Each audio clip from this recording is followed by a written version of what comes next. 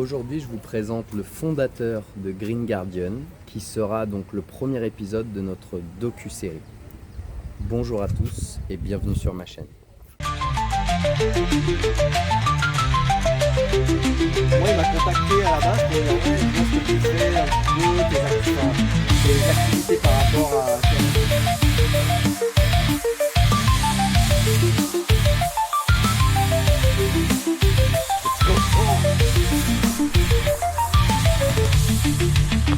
Mais tu vois, ça c'est l'exemple. Il y a des gens qui me disaient ouais mais vous nous faites chier. Bonjour. Bonjour. Alors déjà, présente-toi. Du coup, je m'appelle Guillaume Lebout, donc d'origine française. Je suis né en région parisienne, sud de Paris, dans l'Essonne. Je vis actuellement en Thaïlande Depuis combien de temps? depuis sur Krabi 5 ans. Et avant? Et avant, plus sur l'Indonésie. Avant Afrique, Congo, Australie et Inde et Thaïlande, enfin déjà avant en tout cas. Et qu'est-ce que tu fais dans la vie? Je suis biologiste, on va dire activiste, chercheur, du coup en biologie, écologie. Et donc j'ai mon association aussi, que j'ai formée il y a bientôt 10 ans, donc Green Guardians. Donc qu'est-ce que Green Guardians? J'ai fondé Green Guardians au début quand j'étais en France, du coup, donc j'habitais dans un petit village où on avait au niveau de la nature, de la biodiversité, c'était un coin vraiment riche et du coup j'ai grandi là-bas, donc c'était vraiment chez moi et avec le temps on a vu un petit peu les choses se dégrader sur la zone, donc sachant qu'on avait quand même du mal à intervenir, que ce soit au niveau avec les recours normaux, en faisant des demandes en mairie ou autres services publics. En fait, on avait, il n'y a rien qui avançait, c'était un peu galère, donc arrivé un moment, autant faire les choses par soi-même. Donc j'ai créé Green Guardians pour un petit peu répertorier toutes les problématiques environnementales qu'on pouvait trouver sur la zone.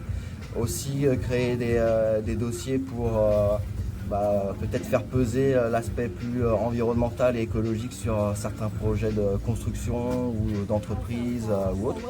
Donc oui, on a réussi à faire annuler certains projets et donc voilà. Donc après je suis parti de France parce que les relations en France devenaient très compliquées. En fait on a l'impression que quand on veut bien faire les choses, on nous met de plus en plus de bâtons dans les roues. Il y a vraiment deux facettes dans la vie où les gens qui veulent vraiment faire avancer les choses, améliorer les choses, pour eux, pour les autres aussi, et d'autres qui essayer d'en profiter, quoi. Qui sont, le qui sont profit, vraiment dans le profit, dans l'avidité, dans l'intérêt, dans la cupidité, peu importe les et en conséquences. fait ça les rend très mauvais. Et donc voilà, donc par rapport à certains projets, on va dire combats pour lesquels on a voulu imposer notre voix, voilà, ça nous a créé des problèmes, ça m'a créé des problèmes. J'ai eu beaucoup de plaintes pour genre diffamation, des choses comme ça à chaque fois. C'est vraiment pour nous emmerder, surtout qu'on n'a pas de moyens, donc ça passe en justice, donc beaucoup de frais, beaucoup de stress. Donc arrivé un moment, pas les épaules. Ouais, je sentais un petit peu la limite arriver où j'étais et j'ai eu l'opportunité de pouvoir du coup développer des projets, notamment de recherche à l'étranger, avec d'autres contraintes, mais plus de facilité au niveau de la mise en place des projets et de l'aboutissement des projets. Et donc voilà, donc j'ai préféré arriver à un moment m'éloigner de la France. À la base, c'était pour juste quelques temps, refaire un peu le point et finalement, quand on commence des projets quand même voilà, utiles et qui nous touchent, que ce soit en France ou ailleurs, en fait on se rend compte qu'il y a du travail, il y a des choses à faire partout, il y a des problèmes vraiment partout. Et donc on ne peut pas se dire je pars, je reviens, je suis parti, j'ai vu des problématiques ailleurs. Je me suis dit peut-être que là aussi on peut faire les choses jusqu'à temps qu'on arrive à notre limite. Et voilà, jusqu'à maintenant, les choses suivent son cours, et notamment en Thaïlande. Et tu travailles sur quoi du coup en Thaïlande? À la base, c'était sur la connectivité des écosystèmes qu'on pouvait trouver localement, donc que ce soit de la forêt tropicale, mangroves, des herbiers marins et des coraux. Et c'est vrai que là, on va dire que par rapport à la charge de travail qu'on a à faire, on s'est vraiment fixé sur le milieu côtier et marin. Et donc voilà, on fait beaucoup de tout ce qui est bilan de biodiversité des différents écosystèmes, voir comment les écosystèmes, comment les organismes vivants se portent, leur diversité, leur quantité, leur équilibre aussi entre différentes espèces. Et notamment aussi tout ce qui va être impact anthropique. Donc voilà, tout ce qui est impact humain, différents types de pollution, le développement côtier, les problématiques des déchets, que ce soit même les déchets sur terre ou les déchets marins. On a souvent les problématiques qui se rejoignent. Donc voilà, c'est faire un bilan un peu de la nature qui nous entoure et voir les différents paramètres qui impactent ces écosystèmes pour essayer de mieux contrôler ces impacts, ces problématiques ces et du coup limiter leur impact sur ces écosystèmes-là. Parce que le problème, c'est que là où on se trouve, donc Krabi qui devient une zone assez touristique. Donc avant c'était plus de la petite pêche ou quoi que ce soit, donc maintenant il y a de plus en plus de besoins et c'est le problème. En fait on en veut toujours plus et voilà, et on prend les choses ou on détruit les choses sans réfléchir, alors que voilà, la nature nous offre des choses, donc oui on peut jouir de pas mal de choses qu'elle nous apporte, mais voilà, si on veut continuer, que ça se passe comme ça, il faut la comprendre et faut la protéger et voilà, essayer de trouver des mesures pour trouver cette balance, cet équilibre entre la nature, ce qu'elle nous offre et nous, l'humanité, parce qu'on on dépend d'elle, donc on détruit nos ressources, au final on se tire dessus. On se tire dessus un petit peu, donc c'est dommage, quoi. Du coup, comment tu te finances?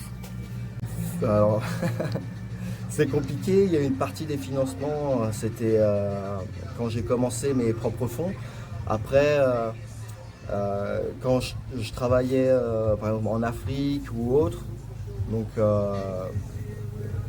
j'intégrais des équipes où je représentais Green Guardians, mais c'était pas vraiment Green Guardians qui était embauché, c'était moi. Donc je pouvais avoir des revenus par rapport à ça. C'était pas forcément Green Guardians qui avait les revenus. En gros, tu développes des revenus toi, mais tu les rentres dans Green Guardian. Voilà, c'est ça. Et du coup, ça me servait à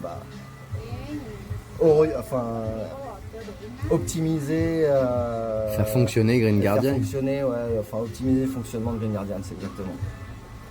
Et donc voilà, donc ça je l'ai fait beaucoup.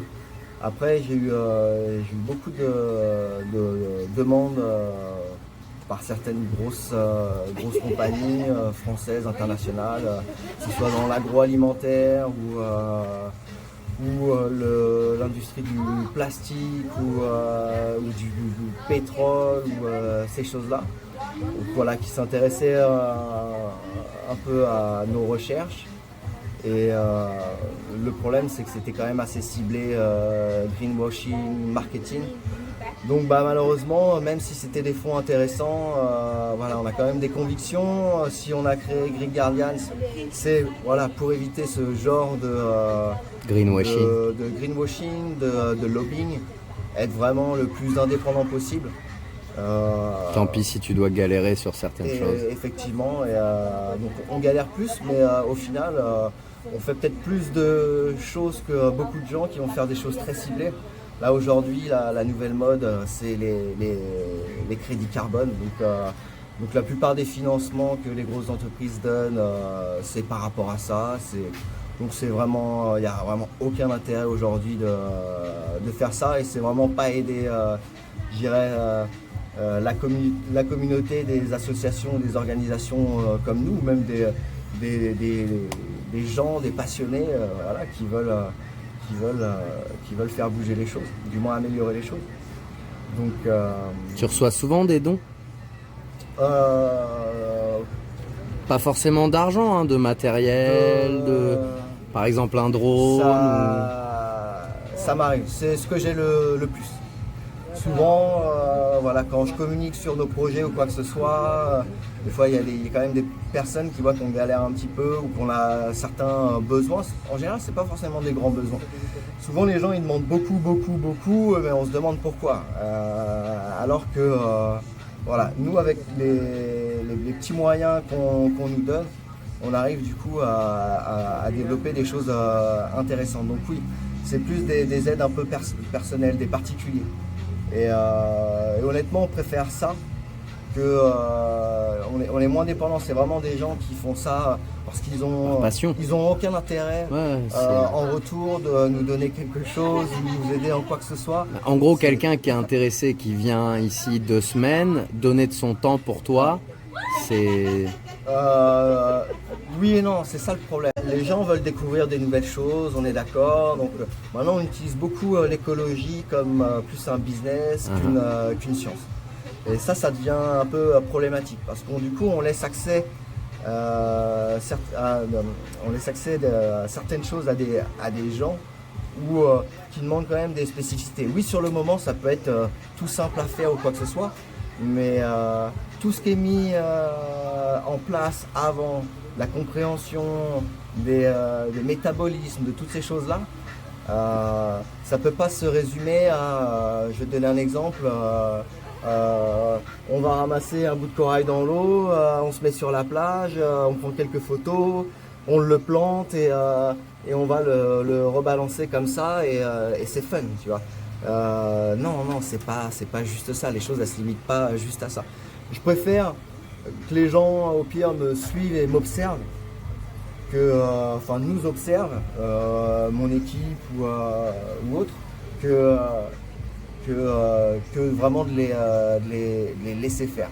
Voilà. Et de leur dire mais c'est accessible à tout le monde, dans un sens oui, mais voilà, là toutes les personnes qui font ça fait 10 ans qu'ils étudient, ils ont appris des choses, ils ont appris de leurs erreurs, et ouais, du coup de donner cet accès-là et de se dire que oui, tout le monde peut le faire. Tout le monde peut le faire si tout le monde prend le temps d'apprendre. Pas forcément besoin d'aller à l'école, hein. Moi j'ai qu'un niveau licence, j'ai une grosse partie autodidacte, donc ça dépend beaucoup de nous, de l'intérêt qu'on va porter aux choses, de la curiosité et du temps qu'on va donner à ça. Mais ça peut pas être juste un truc, c'est comme ça, on est en vacances, on va le faire, c'est fun, on pourra raconter ça, on a planté un coraux, on a sauvé le monde. Non, franchement c'est pas donner la bonne voie. Moi dans mon travail pur, si c'est pas des gens qui sont déjà un peu compétents dans le milieu, ou par exemple quand on a des monitoring à faire sous l'eau ou quoi que ce soit, si c'est pas des bons plongeurs déjà, ils vont pas forcément faire des trucs très techniques, scientifiques, mais techniques dans l'eau, oui, par rapport au milieu où ils sont ou quoi que ce soit, donc par rapport à un peu l'utilisation de certains matériels, ils vont être plus aptes que juste des débutants qui veulent payer pour faire ça ou quoi que ce soit. Donc après, faut voilà, encore une fois, savoir faire la bonne balance entre ce qu'on peut laisser faire et Ce que tu peux montrer, qui tu peux emmener, C'est ça. sur quel truc. Un birdwatch, tu peux prendre n'importe qui. C'est vrai qu'effectivement, sous l'eau, ça demande déjà plus de compétences. Et C'est encore, pas parce que tu as un niveau 2 et que tu as... birdwatch, je peux prendre n'importe qui. Un birdwatching, je peux prendre n'importe qui. Mais c'est pareil. Imaginons, j'y vais avec une team même d'amateurs, de professionnels. Là, on va avoir une journée qui va être constructive. Tu vois. Si je commence à me lancer dans un business où tous les jours je fais ça avec les touristes, N'importe qui. En fait, oui, ça va rapporter un petit peu d'argent, mais même moi dans mes données, je vais être limité parce que on fera un peu toujours la même chose sur les mêmes endroits, parce que des fois on a besoin d'aller dans des endroits. C'est assez compliqué, ça peut prendre plusieurs jours à avoir accès à la zone. Et donc, Ton but, voilà. c'est pas de t'occuper des clients, mais c'est de t'occuper des oiseaux et de la surveille. Ma priorité, c'est voilà, la protection, la conservation de la nature, de nos écosystèmes, et voilà, continuer à faire progresser nos recherches, à faire avancer nos recherches pour ça. Et le reste, ça peut être voilà, des petits plus, mais ça peut vite du coup bifurquer. Et donc c'est pour ça. Je préfère en aide, je préfère des gens qui me supportent, qui vont partager le message, qui vont venir, parce qu'on fait des petites formations, des workshops, plus par rapport à éducation, sensibilisation. Déjà avec ça, ils peuvent aussi agir, pas forcément avec nous, mais directement eux. Chez eux, dans leur écosystème. Avec leur communauté et toutes ces choses-là. Mais pareil, il ne faut pas que ça devienne redondant. Dans le sens où les choses, elles évoluent, on donne une base, mais cette base-là, elle n'est pas définitive et c'est pas une vérité absolue. C'est pas une vérité absolue. Et donc voilà, même nous dans ce qu'on fait, il y a toujours une remise en question et toutes ces choses-là. Et pareil, du coup, les gens aussi, il faut qu'ils se disent ah ouais, mais alors comment je peux aider ou autre. Bah voilà, aider, ça part déjà par son propre comportement. Donc voilà, donc nous on peut donner les outils aux gens pour mieux faire à leur échelle ou quoi que ce soit. Et nous, ça nous aide aussi à créer à étendre un réseau, à créer un partage. Et pareil, dans ce réseau, il y a peut-être des gens compétents qui vont ressortir de là et qui vont pouvoir faire voilà, des travails plus aboutis, plus effectifs. Donc faut encore une fois, encore une balance. On revient toujours à ça, la balance. Donc l'aide qu'on a besoin, c'est compliqué, ça va dépendre aussi du moment. Des fois, juste un exemple où on fait donc beaucoup de recherches, beaucoup de monitoring, de surveille, de la collection de données, de la collecte de données, toutes ces choses-là. Mais des fois, on va nous appeler, il y a un grand filet à enlever, il y a plein de poissons de bloquer, des raies, des requins ou ce que tu veux. Et donc là, faut qu'on agisse vite. Et si on a des volontaires, comme je vous disais, qui ont quand même un minimum de compétences, soit dans la plongée ou soit même dans la randonnée, si on doit aller enlever des pièges dans une forêt, faut que les gens soient aussi aptes à escalader et pas être là juste en balade et en se dire je fais de l'écotourisme. Personnellement, on n'en veut pas aux touristes de venir chill en Thaïlande, de profiter des plages, des hôtels, il n'y a pas de souci sur ça. C'est exactement Juste gardez vos poubelles, ramenez-les à l'hôtel, jetez-les à l'hôtel, ce que vous amenez sur les plages, pas obligé de... Et on vise pas des touristes en particulier, mais c'est vrai qu'en général, les touristes, que ce soit des Thaïs, parce que les Thaïs aussi sont touristes, ils viennent avec des plastiques, ils les laissent sur place au lieu de les reprendre avec eux. C'est des petits gestes simples que tu essayes d'éduquer, c'est vrai que c'est pas facile. Ça pareil, nous notre problématique c'est pas forcément les citoyens, même si c'est important de les sensibiliser ou autre, mais nous vraiment notre problématique, et là je vais parler moi personnellement, ce qui me dérange, c'est effectivement ce système politique, le système industriel qui est mis en place, les corporations, tout le business qui est fait autour de ça. Comme je vous parlais tout à l'heure avant, au niveau des crédits carbone, où c'est enfin pour moi une absurdité totale. Du moins, comment on a mis les choses en place autour de ça, mais c'est vraiment, ça aide pas la nature, ça aide toujours les mêmes personnes, donc les gros pollueurs, ceux qui veulent absolument que rien ne change, voilà, ça aide toujours voilà, ce même type de profil. Donc voilà, nous si on doit s'acharner sur quelque chose ou sur quelqu'un, eh ben, ce serait plus sur les politiques, les producteurs de plastique, voilà, tout ce qui est politique, loi, justice et le système industriel actuel. Je suis pas contre le développement, enfin on n'est pas contre, je suis pas contre le développement. La preuve, je suis scientifique, donc on a besoin d'outils pour apprendre les choses, de la technologie ou quoi que ce soit, mais d'être dans une... Mais pas au détriment de la nature. D'être dans une technocratie où on croit que la modernisation, l'industrialisation, ce système de contrôle va nous sauver ou va améliorer les choses. Là, je crois qu'on a tout loupé.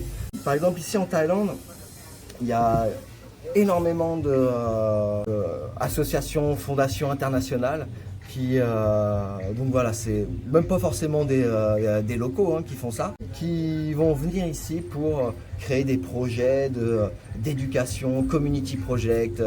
On va éduquer les petites communautés de pêcheurs à avoir moins d'impact, à être plus comme nous. Mais plus comme nous, c'est quoi? On a des gens qui viennent des pays riches où on a foutu la merde partout et on pense faire la leçon à des petits locaux qui, oui, ils font des petites merdes, ils mettent des filets à droite à gauche. Aujourd'hui, ça a de l'impact parce que tout ce qu'il y a derrière, voilà, tout ce mécanisme de mondialisation, d'industrialisation a provoqué. Donc du coup, on tape sur les petits parce que on voit que même les petits aujourd'hui, on a tellement tout défoncé que les petits aujourd'hui ont eux aussi de l'impact et on le voit. Mais on peut pas leur taper sur les doigts et c'est pas. Comme tu disais, on tape sur les petits pêcheurs, encore une fois, on leur en fout plein la gueule, mais en soi, les Shaolais, comme certains Shaolais, les Moken, ils se sont rendus compte de l'impact. Et eux, ils essayent de faire de la pêche durable parce que leur vie en dépend. Ouais, mais après c'est pareil, on rentre dans une sorte de processus systémique où là par exemple on parle des Moken, t'as les Shaolais ou autres, mais tu sais avec l'histoire du tsunami, c'est trop compliqué et puis moi j'ai pas le recul assez pour parler d'eux ou quoi que ce soit, mais ce que je vois et ce qui me dérange c'est qu'en fait ils copient les modèles industriels. Regarde, on a les Shaolais, donc les Moken avant c'était dynamite. Ils ont arrêté. Ils ont vu que ça défonçait tout le coraux. Les Shaolais c'est plus les filets, les grosses cages maintenant un peu industrielles ou quoi que ce soit. Et donc du coup, pourquoi ils pêchent au filet? Parce qu'ils ont vu les gros pêcheurs industriels, les chalutiers, ramener du poisson à gogo. Eux, ils se sont dit maintenant, nous on peut trouver des filets qui font 50-100 mètres de long, ça coûte 150 bahts, tu vois. Donc pourquoi se faire chier? Donc encore une fois, c'est tout un système qui crée ces mauvais changements. Donc voilà, s'il faut taper sur les doigts de quelqu'un, s'il faut éduquer quelqu'un, c'est les gens qui veulent éduquer ces gens-là, tu vois. Et voilà, on est toujours dans un esprit colonialiste, tu vois. Franchement, Je vais leur dire ce que j'ai à faire. Vraiment du mal à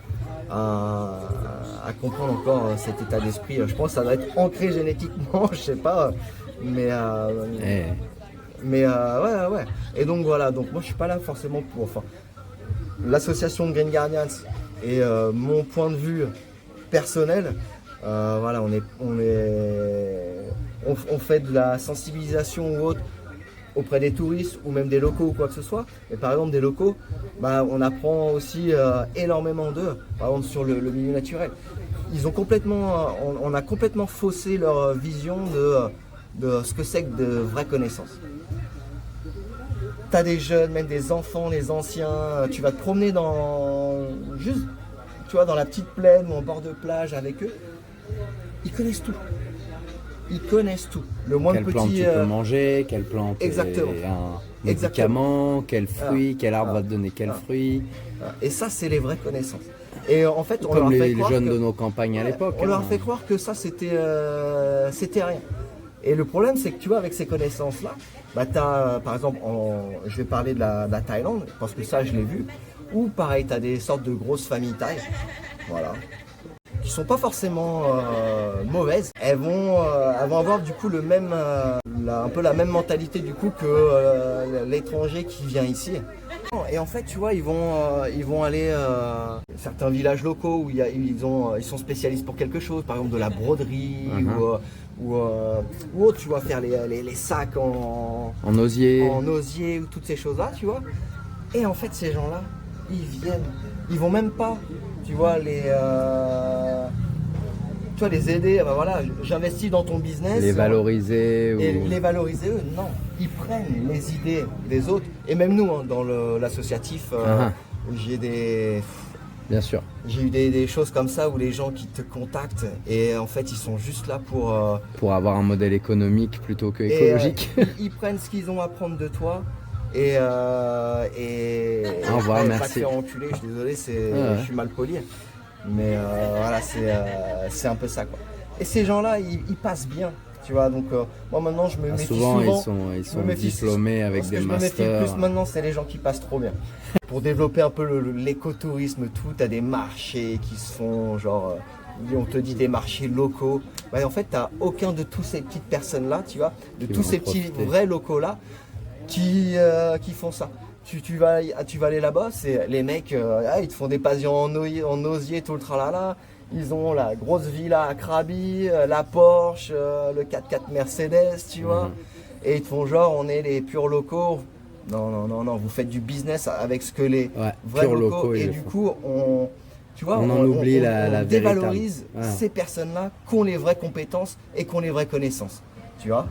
Et bref, ça m'énerve un petit peu. Après, quand je parle, ça fait genre, le mec, il aime pas les gens riches, il aime pas les gens qui ont de l'argent ou quoi que ce soit. Par rapport à, même si j'ai vécu dans un immeuble ou quoi que ce soit, je me sens déjà bien plus riche que beaucoup de gens, même si je suis pas millionnaire ou quoi que ce soit. Et donc du coup, je me considère pas comme... La question c'est, est-ce que tu as des amis qui sont riches ? Vraiment riches, hein. Bah ouais, dont effectivement certains qui m'aident beaucoup parce que ils ont des vraies valeurs, ils sont vraiment intéressés par l'environnement. En général, en plus, c'est des gens qui ont essayé de faire des choses dans des grosses structures internationales. Qui voulait vraiment faire quelque chose. Et donc c'est. Donc t'as rien contre les riches. Bah non. T'as juste un problème avec les gens qui profitent de la nature, du système et qui sont prêts à éclater tout et tout le monde pour l'obtenir. C'est ça. Voilà. C'est ça. Moi c'est égalité. Donc du coup, tu sais, on essaie de. Et c'est comme pour la nature, tu vois, où. Moi, la nature, c'est comme ma mère. Les gens, ils croient en Dieu, ils croient en ce qu'ils veulent ou quoi que ce soit. Toi, tu crois en Gaïa. Voilà. Moi, ce que je veux respecter tous les matins, je me réveille, je veux voir qu'elle va bien et je me sens bien. Et voilà. Je fais partie de cet écosystème-là. Tu vois. Je suis comme un morpion accroché à, à son truc. Mais ouais. Et du coup... Voilà, la vision que j'ai, parce que je la suis pas forcément, hein, je suis loin d'être parfait. Je sais que des fois je suis un peu, je peux être un peu nerveux et très spontané. Des fois tu laisses parler ta frustration, quoi. Voilà, les émotions elles viennent et voilà, il faut voilà, si on ressent les choses, je pense que du coup faut le montrer aussi, il faut les contrôler un petit peu. Pas trop, faut pas être que dans le contrôle, dans le stoïcisme, même si ça m'a beaucoup aidé plus jeune. mais trouver cet équilibre. On peut pas en vouloir à des gens qui veulent réussir, et du coup qui réussissent, qui gagnent de l'argent. On peut pas en vouloir à des gens qui veulent avoir une vie simple, je sais pas, vivre sous un pont, quoi que ce soit. Tout devrait être autorisé. Si tu as envie de vivre dans la jungle d'amour et d'eau fraîche, tu devrais avoir le droit. Par contre, on peut être capable d'apporter des choses à chacun, tu vois, et pas forcément que les garder pour soi. Faut avoir comme tu disais, on fait partie de l'écosystème. Si tu vois une plante renversée, par exemple, la redresser, ça peut l'aider à survivre. Et tu as fait ton petit geste. C'est les trucs cons. Tu étais là, mais ou ramasser un plastique. Pas te demander à qui c'est encore le connard qui a acheté ça, mais bon, il y a un plastique par terre, je le ramasse, comme ça, il n'y en a plus. Et c'est vrai que si tout le monde, comme nous on disait, quand on va avec nos élèves, on essaye de nettoyer l'endroit d'abord, comme ça, leur apprendre à avoir ce réflexe de garder propre un endroit, déjà, t'en profites plus pour toi-même et pour les autres. Et après, c'est vrai que des fois, on a l'impression que la prévention, ça marche pas. En tout cas, pas assez, mais... Pour ça que moi, je suis positif. Je trouve que par rapport à 2016-2017, je trouve qu'il y a quand même moins de pollution plastique. De par le fait qu'il y ait aussi des gens qui en donnent moins, que ce soit plus payant, etc.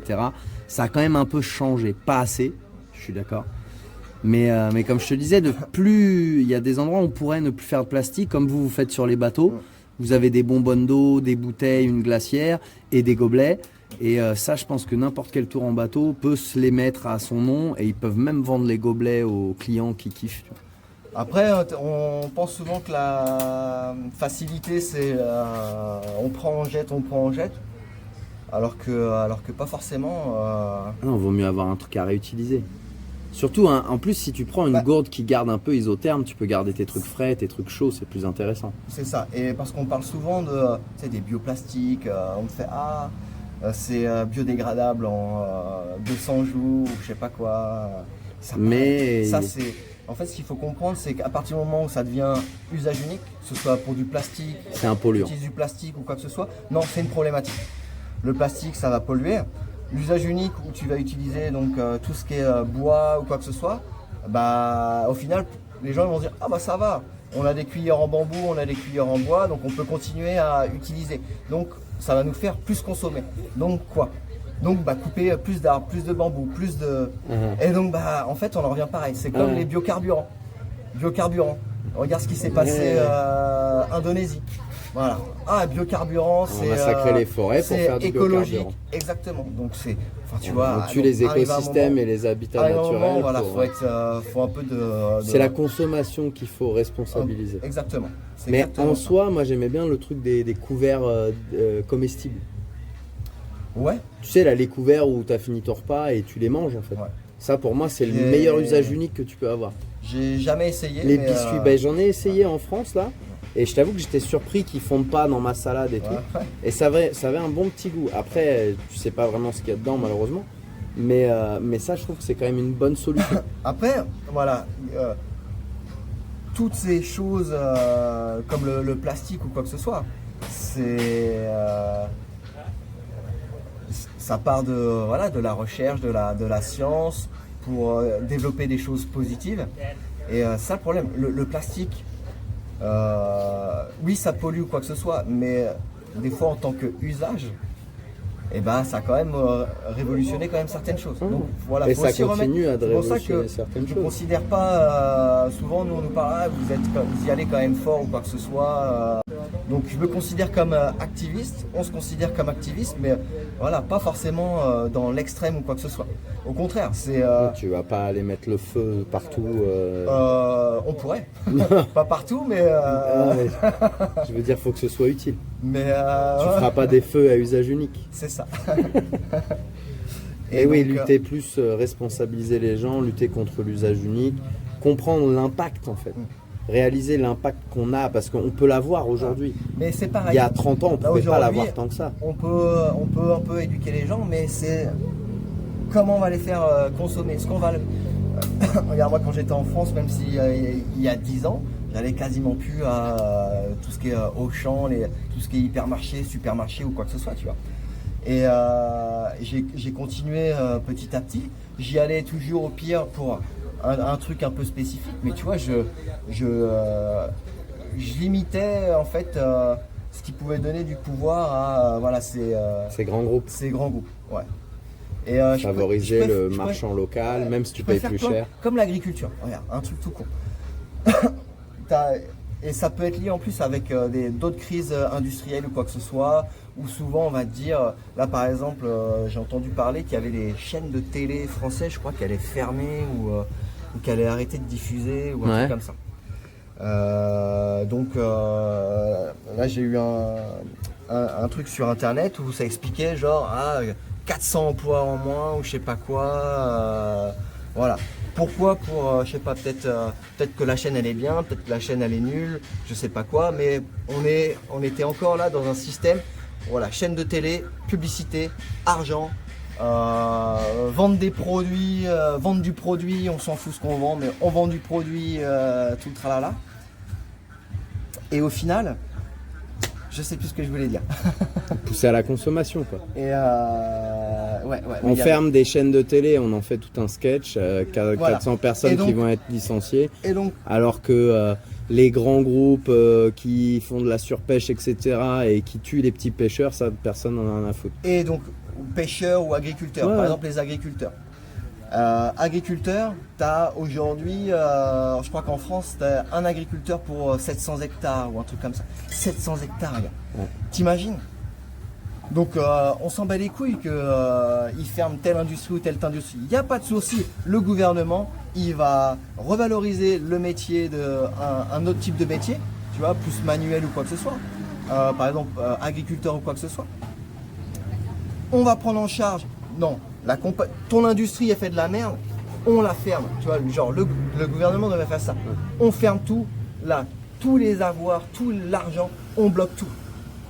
Plus d'argent, toi, tu as fait de la merde, tu vas en prison. Point barre. Tu vois, on a fermé la boîte, on a l'argent pour reformer les gens, pour recréer une nouvelle industrie ou un nouveau modèle ou quoi que ce soit, ou carrément réorienter des gens dans une autre branche, tu vois, qu'on va plus valoriser, comme l'agriculture, comme tout ce qui est les soins, aides-soignantes. On peut refinancer plein de trucs. Regarde la connerie avec les trucs de médecins. Ou même les médecins aujourd'hui, tu vois, ils pètent tellement plus haut que leur cul là, à vouloir faire leur petite élite, que d'eux-mêmes aussi, ils bloquent l'accès, tu vois, à avoir plus de médecins. Pour les déserts médicaux, toutes ces choses-là, tu vois. Même 3 à 6 mois pour la plupart des spécialistes aujourd'hui. Voilà. En fait, en Thaïlande, dès que des gens deviennent trop grands, dès que des structures deviennent trop grosses, c'est mauvais. Donc, tu vois, on doit réduire ces structures. Revenir au côté local. Exactement. L'industrie, non, le commerce local. Un agriculteur, 700 hectares. Donc, en France, on va dire maintenant agriculture raisonnée, mais c'est pareil, c'est toujours de l'agriculture intensive, c'est toujours de la même merde, ça pollue toujours autant les sols. Donc voilà, faut arrêter de, tu vois, toujours cette belle rhétorique de paroles, de mots, quoi que ce soit. C'est pas raisonné du tout. Voilà, donc ça en devient malsain. C'est pour ça que je te dis, moi je me méfie maintenant énormément des gens qui passent trop bien, qui parlent trop bien. Ils vendent des beaux projets qui sont beaux, mais derrière. J'ai besoin d'enquêter sur eux, tu vois. Et donc, ouais, donc un agriculteur, regarde, tu relances même différents types d'agriculture, permaculture, agriculture bio, différents modèles, tu vois, sur 700 hectares. Tu revalorises le métier, tu vois. Donc, t'es pas juste un agriculteur, t'es pas juste un bouseux, tu vois. T'es un médecin de la terre. C'est ça, tu vois. Un ingénieur t'es un ingénieur de la terre, t'es un scientifique. Voilà.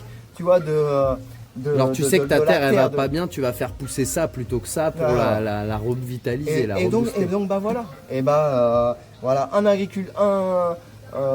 une grosse industrie de 700 hectares. Enfin voilà. Ça peut devenir plusieurs agriculteurs. Terminé, tu pollues les sols, tout, on ferme tout, justice, blablabla, on récupère tous les fonds, on va déstructurer ton industrie. et on va réutiliser tous les fonds pour revaloriser d'autres métiers ou recréer une industrie plus propre ou à échelle plus mais modeste. comme tu dis, hein, tu fais des agriculteurs qui sont des fonctionnaires, fonctionnaires publics. 3-4 hectares par agriculteur. Donc tu as créé sur 700 hectares, on va dire, tu as créé 200-300 emplois. C'est ça. Tu vois ? Et des bons emplois, parce qu'en général... Exactement. Tu fais des bons produits, tu valorises les gens, tu valorises un savoir-faire. Puis notre santé derrière. Tu entretiens un savoir-faire aussi, tu vois. Et donc voilà. Et on bouffe pas de la merde. On est tellement fixé dans des modèles où on croit que faut des grosses tours, Je suis pas contre qu'on continue à construire une grosse tour ou quoi que ce soit. Tu vois ce que je veux dire ? Mais il y a un équilibre à trouver et toujours être dans le rendement, tu vois. On se perd totalement. On doit sortir de cette ère industrielle finalement. Ah ouais. Et comme je te disais, il y aura toujours des différences. On est tellement tous différents, même de notre état d'esprit, de notre façon de vivre. Il y a des gens qui préfèrent vivre en ville, il y a des gens qui préfèrent vivre dans la jungle. De nos capacités aussi. Tu vois, et donc du coup, on fera jamais un monde bisounours. Tu vois ce que je veux dire ?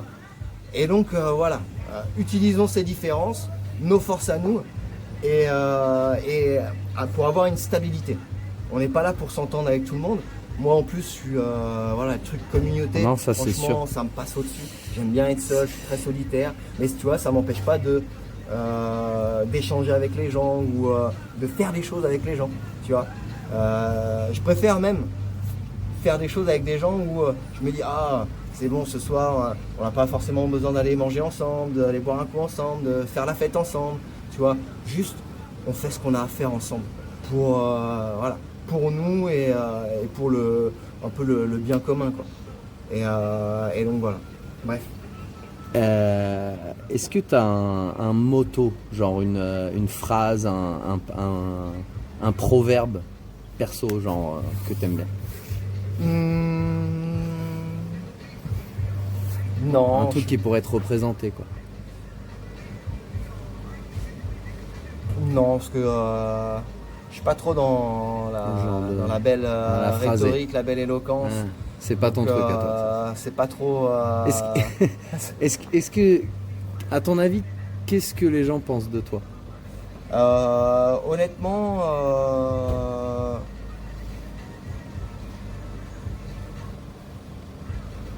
ceux pour qui j'ai pas d'importance, je m'en fous totalement. Pour les gens pour qui j'ai plus de respect que ces gens-là, ça m'importe. Parce que s'il y a déjà quelque chose avec eux, c'est que pour quelque chose ils sont bien, ils sont importants. Donc on a toujours envie de faire des choses positives ou de donner une bonne image aux gens pour qui pour les gens pour qui on respecte et voilà, qu'on apprécie et pas forcément amis ou autres, mais voilà, pour ce qu'ils sont, pour ce qu'ils font, pour toutes ces choses là, quoi. J'ai eu l'occasion de parler, j'étais surpris de certains tailles qui te connaissaient en fait, comme Piron, que je connais depuis très longtemps. On parlait de toi l'autre jour ici à Paradise justement. Et du coup, j'aurais peut-être pas tout en vidéo, mais je m'amuse à poser la question à quelques personnes. Et dans l'ensemble, c'est très mignon les portraits qu'ils font de toi. Ouais, si tu me disais me résumer, je dirais un gentil con. Je pense pas que l'État ils utiliseraient pas ce mot-là. Mais moi en tout cas, je pense qu'ils utiliseraient, tu vois, plutôt un genre de mot qui te définirait comme un guerrier, un combattant, un mec qui s'en fout de qui là devant lui, il y va quoi. Et ça, c'est quelque chose qu'ils aiment beaucoup, mais qui ne matche pas avec leur culture. Donc c'est des fois pas facile. Mais c'est pour ça qu'il y en a beaucoup, ils parlent de tes exploits, certains de tes exploits, qu'on narrera peut-être dans un autre épisode. Et ils s'en amusent beaucoup, mais ils en parlent avec beaucoup de fierté. Parce que tu sens qu'ils aimeraient être capables de ça, mais qu'ils auront jamais cette fougue parce que ils se cacheront toujours derrière leur culture par rapport à ça. Parce que c'est pas culturel de laisser quelqu'un faire de la merde. Un moine, il te dirait non en tant que si tu comprends que la personne fait de la merde, tu es censé lui enseigner qu'il fait de la merde. Et c'est pas parce que tu es supérieur ou quoi, c'est juste pour que cette personne elle vive mieux sa vie, quoi. Et c'est vrai que des fois, ils ont du mal entre cette limite et effectivement, les capitaines des bateaux, les boat guys, souvent ils disent rien alors qu'ils voient des dingueries et que même eux, ils sont choqués. Mais tu pointes une chose importante et intéressante, c'est effectivement effectivement il y a le parti de la culture des gens, même nous, même moi aujourd'hui si je retourne en France là, je sens que les choses ont déjà changé, même moi au niveau, même si j'ai beaucoup de respect pour les différentes cultures, je sais qu'on est beaucoup différents par rapport à ça, mais faut pas qu'on se dise faut pas qu'on s'empêche de communiquer parce que on dit qu'on a des différences de culture. Tout à fait. Et effectivement, on peut être maladroit, mais dans un sens, il faut pas s'empêcher d'être maladroit parce que ça fait aussi toi t'améliorer en disant ah ouais effectivement et les autres personnes aussi à se dire ah ok bah nous on peut peut-être aussi se débloquer un peu sur ces choses-là. Ah oui, il y a des choses. On est même si ta culture et tes traditions, on est quand même en 2025. Le monde évolue. Enfin, partout le monde évolue. En Thaïlande, ils n'ont plus les mêmes traditions qu'il y a 50, 100, 200, 300 ans. Tu vois, tu vas dans les villes, genre Bangkok et le reste, tu vois déjà comment, culturellement parlant, ça a changé. Ça a changé entre Thaïs déjà. Tu vois, hein, quand les Thaïs de Bangkok viennent en vacances à Krabi ou plus dans les zones Thaï, Trang. C'est des pharaons. C'est des étrangers. C'est les Thaïs de Bangkok, tu vois. Parce que déjà, culturellement, ils vont se comporter différemment. Tu vois. Donc voilà, donc la culture, ça peut être une problématique, mais il ne faut pas qu'on se bloque à cause de ça. Par contre, tu vois, il y a quelque chose, ce que j'essaye d'expliquer aux gens, parce qu'ils ont toujours... Comment on fait sauter cette barrière culturelle? Et moi, je leur dis, des fois, tu la fais pas sauter, mais tu n'as pas besoin. À partir du moment où tu restes dans le respect, tant que tu as du respect pour la personne en face, peu importe que tu comprennes la culture ou que tu l'acceptes ou pas, tant qu'il y a le respect, tu n'auras jamais de problème. Le problème de la plupart des gens, c'est qu'ils jettent la culture pour justifier leur manque de respect, en fait. Et c'est pareil pour les Thaïs. Hein. Moi, il y a des profs Thaïs avec qui je me suis embrouillé. Et je leur ai jeté au visage comme quoi leur manque de respect, ils ne pouvaient pas se cacher derrière leur culture. En me disant que c'est moi qui manquais de respect à la culture, mais non. C'est pas, tu peux pas te sentir supérieur aux autres en Thaïlande, ça fait pas partie de la culture, ça. Et bon, encore une fois, tu pointes une chose importante, du moins à mon sujet, où c'est pour ça que je me focalise vraiment sur ce que tu fais. La nature, l'environnement, l'écologie. Qu'ils soient contents, pas contents, c'est pas ton problème. Exactement. T'es pas là pour faire la problématique humaine, elle est vraiment, vraiment compliquée. Et pour être honnête, personnellement, j'ai pas les capacités à aller où j'utiliserai la mauvaise voie. Tu vois, pour ça. Donc voilà, effectivement, tout ce relationnel humain, c'est important. Tu as vu, dans notre structure, on fait de l'éducation, de la sensibilisation. Mais on veut pas... T'es pas psychologue et t'es pas assistante sociale. Exactement. Et toi, t'es là pour tes trucs et le reste, on peut pas... Je comprends donc très c'est bien. pour ça que je suis aussi... On peut avoir l'impression que je suis assez direct, un peu brut, parce que voilà, ça fait un peu le mec qui pète plus haut que son cul ça, mais... Non, quand on dit t'es brut, c'est des mots crus, c'est des façons de parler. Tu vois, j'essaie de comprendre comment fonctionne la nature, je l'observe depuis que je suis môme, depuis que j'ai 3 ans, j'ai les souvenirs du temps que je passais à l'observer. Et donc du coup, tu la ressens. Tu vois, la nature, elle devient un peu en toi. tu vois. J'ai pas envie de parler de connexion, j'embrasse les arbres ou quoi que ce soit, tu vois. Ça va au-delà de ça. Genre, tu le vois. fais pas? Non, mais je veux pas critiquer les gens qui font ça ou quoi que ce soit, mais peut-être que j'ai passé ce cap-là de ce côté un peu genre holistique, hippie, et du coup le contact que j'ai avec la nature, c'est j'ai pas besoin de la toucher. Elle me touche d'elle-même tous les jours. Le vent, les odeurs, tu vois, toutes ces choses-là. T'es pas obligé d'aller fouiller dans les trous, d'aller bouger les branches. Ouais. Et donc voilà. Donc j'ai pas envie de dire que je suis un peu comme une des voix de la nature, tu vois. Mais j'essaie de faire sentir les émotions qu'elle me fait ressentir. Et puis, comme tu dis, le plus grand respect qu'on peut avoir pour elle, c'est de l'observer sans interagir le plus possible. Bah, on aura toujours besoin d'interagir, oui, parce qu'on a mais besoin d'elle pour le minimum. Mais on n'est pas obligé de détruire des forêts entières. Non, mais faut aussi, je te dis, faut faut aussi prendre ce qu'elle nous donne. Ça veut dire que, comme je t'ai dit, on n'est pas là à vouloir retourner à l'âge de pierre. L'âge de pierre ou quoi que ce soit, tu vois. Mais voilà. Savoir comprendre ce qu'elle nous donne et du coup comment l'exploiter à bon escient, tu vois. Et c'est même pas l'exploiter, c'est comment l'utiliser pour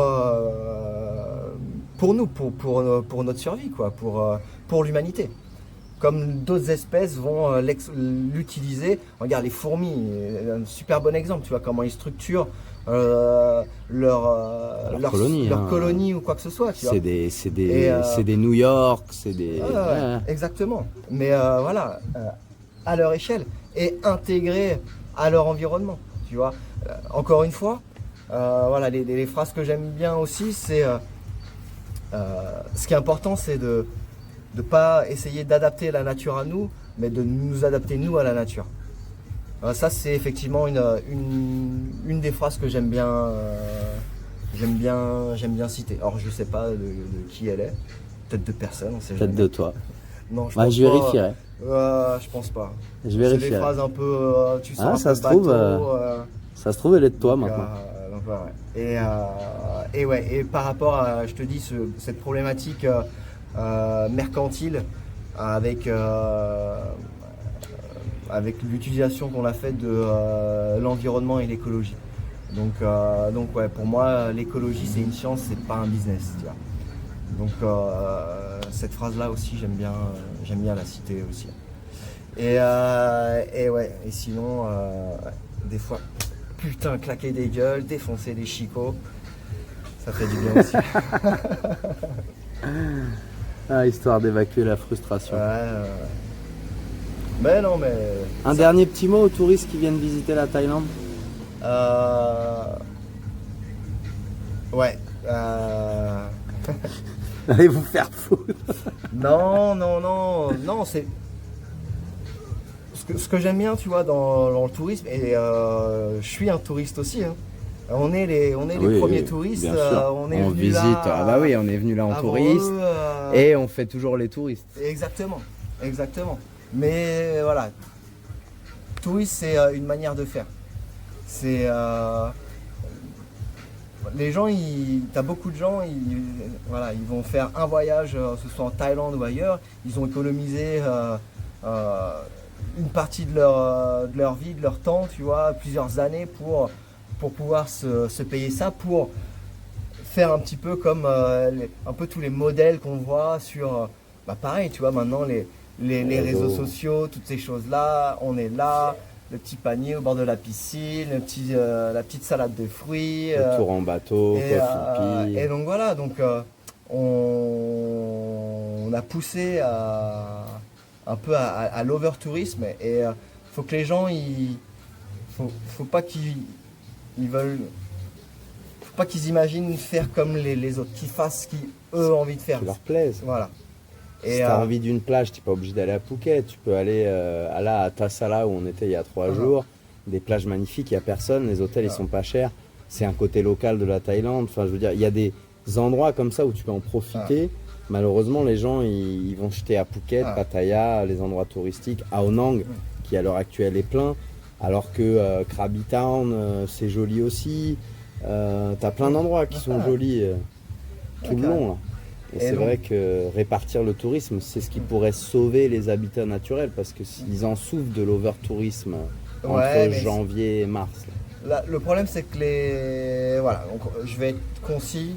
Petit message pour les gens qui viennent visiter la Thaïlande. Profitez de ce que vous avez à profiter ici, tout en respectez l'endroit comme si c'était chez vous. La Thaïlande ou les autres pays que vous allez visiter, c'est pas Disneyland. Oui, vous venez ici, vous avez envie de voir des choses, de visiter des choses, de comprendre des choses. Vous avez un budget pour ça, mais voilà. Il y a des règles. Respecter, comme on en parlait avant, il y a que ce soit niveau culture ou autre, respectez les endroits où vous allez comme si c'était chez vous. Voilà. Et les vacances, c'est pas Disneyland. Vous voulez vous croire à Disneyland, bah vous allez là-bas, quoi. Ou Parc Astérix, comme vous voulez. Pour pas faire il y a Walibi aussi, et je sais plus quoi. Bref. Europa Park. Voilà, Europa Park. Voilà. Vous venez visiter une autre culture, bah essayez de vous adapter à cette culture-là. Vous venez en Thaïlande 15 jours, bah, essayez de manger 15 jours thaï. De la bouffe locale thaï, demandez même pas pimenté, mais faites pas chier au bout de 3 jours pour avoir une pizza ou des carbonara parce que vous êtes en mode de je ne sais quoi. Donc voilà, c'est aussi les vacances, la découverte d'une autre culture, d'un autre pays, c'est aussi se pousser à vivre les choses différemment. Donc, puis se découvrir de nouveaux goûts. Hein. Et puis aussi, de nouveaux goûts, se découvrir nous. Faut pas se limiter à ce qu'on a d'acquis. Toujours pousser les choses. Je pense que les gens, ils ont oublié à quel point ils étaient capables de plein de choses. Tu vois, les pires comme les meilleurs. Hein. On voit beaucoup les pires, tu vois. Mais souvent des meilleures choses qu'on a, du moins qu'on a imaginé, on peut en tirer que ce soit le pire comme le meilleur. Donc ça dépend de nous. Ouais. Mais par contre, ne vous sous-estimez pas. On est capable de plein de choses. On a tout ce petit confort qui fait nous éloigner en fait avec nous-mêmes. Et alors qu'il faut vraiment être à 100% connecté avec nous-mêmes, parce qu'il n'y a que comme ça qu'on arrivera à vraiment affronter les choses de la vie, qu'elles soient bonnes ou mauvaises. Et évoluer, s'améliorer et voilà, et suivre le chemin qu'on doit suivre. Je te remercie, Guillaume. Bisous, petite Caille. Bon, merci d'avoir regardé cette interview, j'espère que ça vous a plu. Donc ça va être un peu comme on va faire notre docu-série. Avant chaque documentaire, vous aurez le portrait de la personne qui sera ou des personnes qui seront concernées par le petit docu-série. Voilà. Je vous remercie de m'avoir écouté. À bientôt.